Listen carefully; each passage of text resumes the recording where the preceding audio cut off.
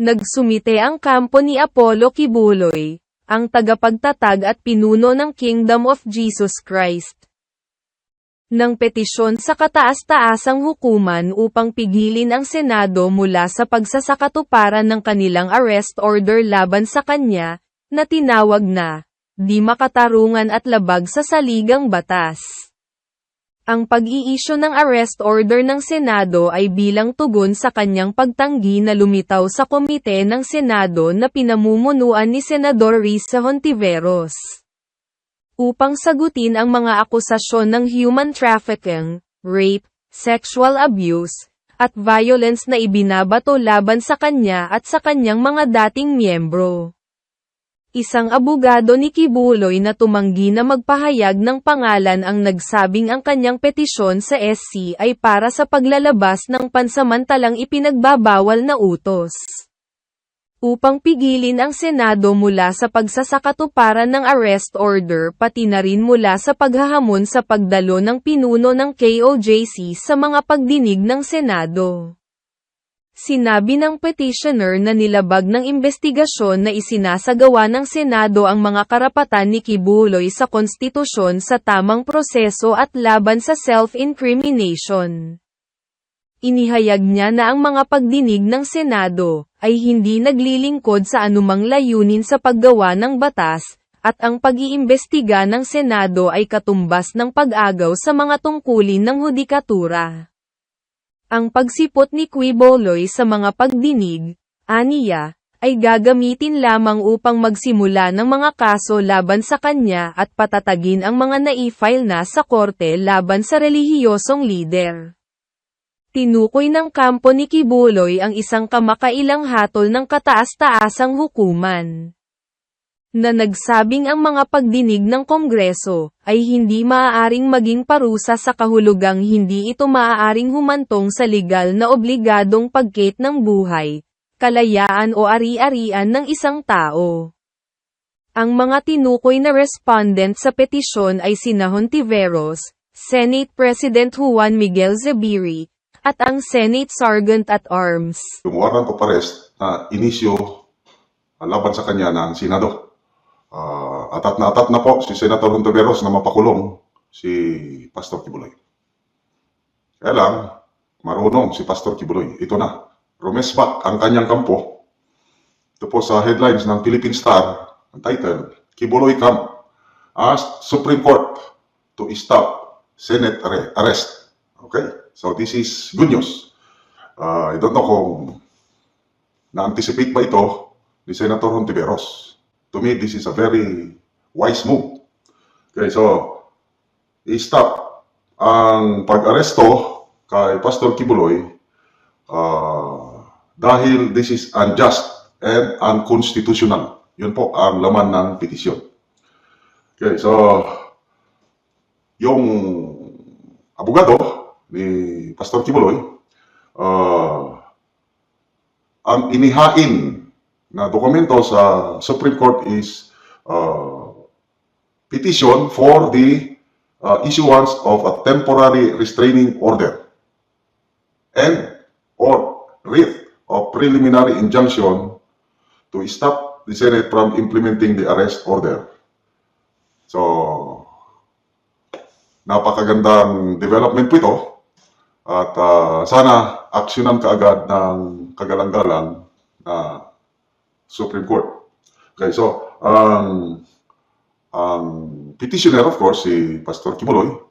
Ang respondents, ang inireklamo, si Senate President Miguel Zubiri and Senator Hontiveros.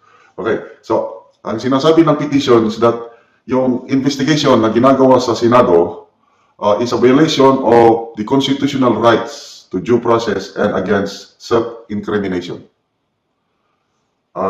Petition nag-argue na ang hearing sa Senado do not serve any legislative purpose and that the Senate probe was tantamount to usurpation of judicial functions. Okay, so ilang beses nang nag-hearing, nakalima na ata.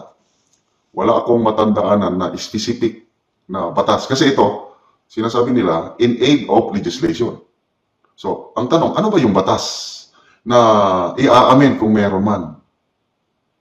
wala namang maipaliwanag si Senator Hontiveros kung ano yung iamin or ano yung batas na gagawin out of these Senate hearings.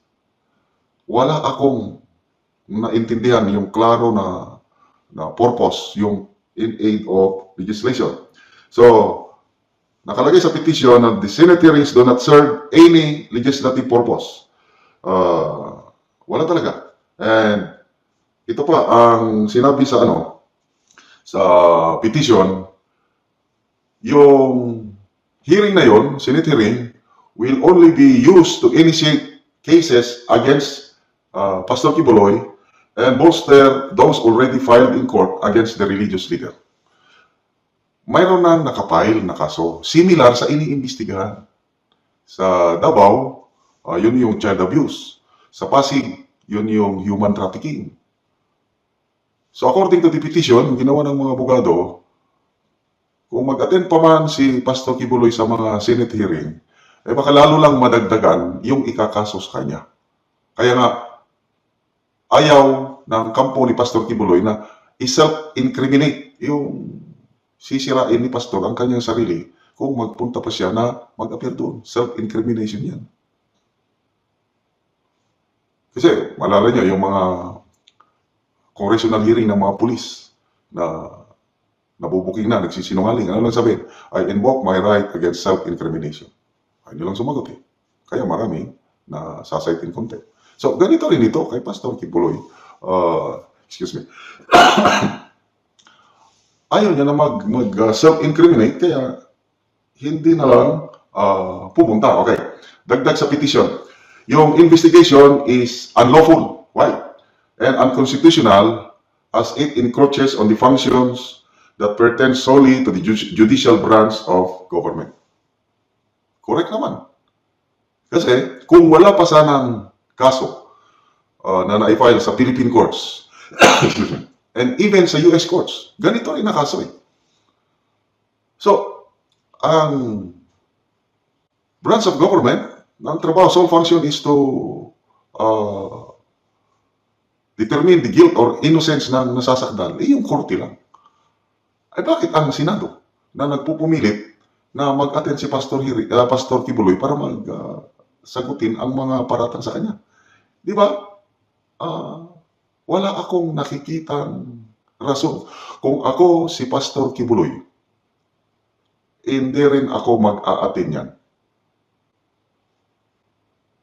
It does not mean na yung paratang, totoo na yun. Kasi, paratang lang yun.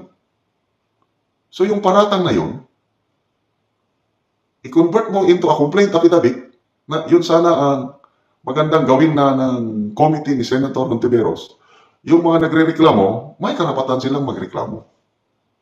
So, dalhin mo sila sa abogado, kunan sila ng affidavit, complete affidavit, dalhin mo sa fiscal. Para ang fiscal, yun na. I-software na si Pastor Kibuloy para magsagutin niya, mag-submit ng counter affidavit. Iyon yung proseso. Ang nangyayari, lumalabas na trial by publicity. Kaya, malala ko tuloy yung mga kapatiran nating members ng Moro National Liberation Front, lalo na yung nandyan sa Davao. Yung leader nila, narinig ko sa isang interview na this is a trial by publicity. Kaya we support Pastor Kibuloy. Sabi ng Eminilet. Sana naman na hindi magkagulo. Kasi dumarami na ang mga sumusuporta kay Pastor Kibuloy. Yun, Eminilet. Ang mga tribal people of Mindanao. Ang mga taga Davao, mga peace-loving residents of Davao. Then, ako kahit hindi ko masyadong kilala si Pastor Kibuloy, naririnig ko lang siya nagsasalita sa SMNI noon. Kaya lang, sa tingin ko, yung kanyang pagkatao, hindi naman siya santo, walang perfectong tao. Kaya lang, parang yung mga ganong allegation is too hard to be true.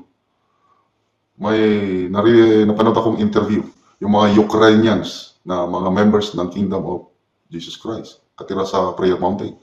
Nagsalita sila na hindi totoo kasi parang may dalawa rin na Ukrainian na ginamit na witness. Sabi nitong mga mas nakakaraming Ukrainians na hindi totoo yun, yung paratang kay Pastor Kibuloy. Dahil kami mismo ang saksi kung ano ang pagkatao ni Pastor Kibuloy. Yun ang sabi ng mga Ukrainian people na nakatira sa Prayer Mountain. Kaya, good luck sa kampo ni Pastor Kibuloy. Ito, naihain na yung petition for the issuance of temporary restraining order para hindi implement yung warrant of arrest ni Pastor Kibuloy. So, hintayin natin ang resulta nito. At ulitin ko, sana sa dumarami ng suporta kay Pastor Kibuloy, sana maging mapayapang lahat at ma-resolve ito na walang karahasan na magaganap.